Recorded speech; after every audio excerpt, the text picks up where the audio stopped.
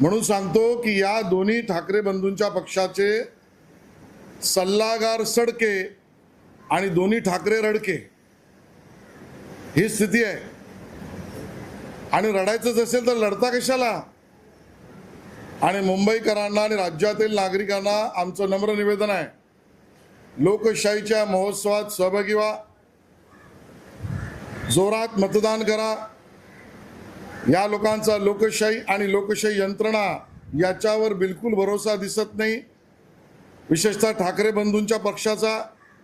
आणि म्हणून मतदारांनी लोकशाही वाचवण्यासाठी मोठ्या प्रमाणात मतदान करा, लोकशाही यंत्रणांवर विश्वास ठेवण्यासाठी जोरदार मतदान करा, हा आमचा आग्रह आहे, ही आमची विनंती आहे। आता राहिला विषय शाहीचा। प्रथम तर ज्याने शाही पुसण्याचा प्रकार व्हिडिओ केला किंवा माध्यमांसमोर आणला त्याला शाही पुसाविषयी का वाटले?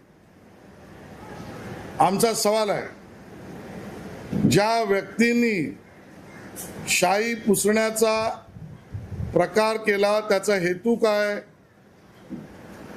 त्याच्या बोटावर ती शाही पुसण्याआधी तेल लावलं होतं का, ग्रीस लावलं होतं का, काही केमिकल लावलं होतं का? चौकशी झाली पाहिजे। बरं, शाही पुसायची का होती? ज्याने शाही ठेवली त्याची सुकली। मी आमच्या माध्यमांच्या प्रतिनिधीचं समजू शकतो की त्यांना इन्व्हेस्टिगेटिव्ह जर्नलिझम करायचं असतं, पण ज्या लोकांनी ज्या व्यक्तींनी शाही पुसली त्यांचा हेतू गुन्हेगारीचा होता, माझा आरोप। आणि ज्याने शाही पुसण्याचं काम केलंय निवडणूक आयोगाने त्याच्यावर गुन्हा रजिस्टर केला पाहिजे।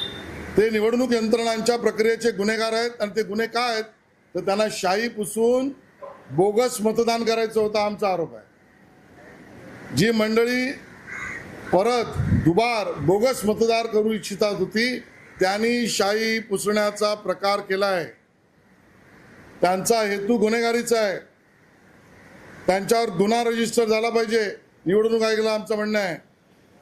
आणि ठाकरे बंधूंना सवाल आहे, तुमच्या बोटाची शाही गेली का? दाखवा ना।